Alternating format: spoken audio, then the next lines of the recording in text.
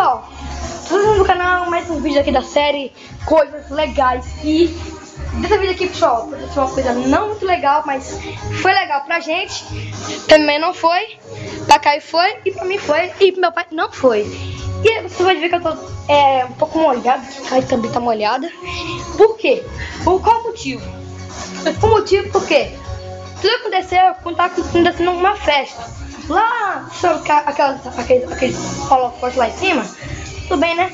Aí eu avistei, Caio, olha lá, uma coisa brilhante. Tipo assim, tava que nem um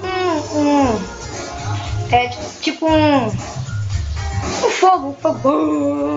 Eu caí, olha. Um desfilar mais de perto, aí, tum, tive um apagão. Galera, esse apagão durou mais de quanto tempo, meu irmão? Não sei. Eu acho que 1 hora, né? Deve ser 1 hora, né? 1 hora. Foi não, Caio? Fala aí como é que foi pra você. Mais ou menos.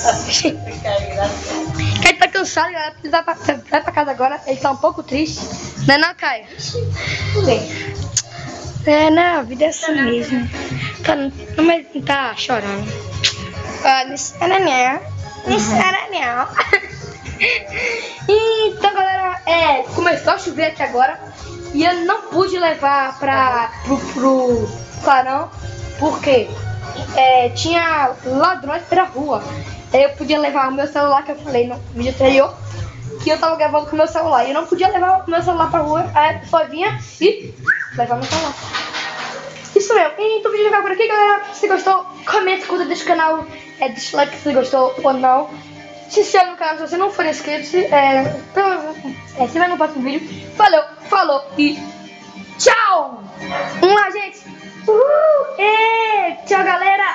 Tchau!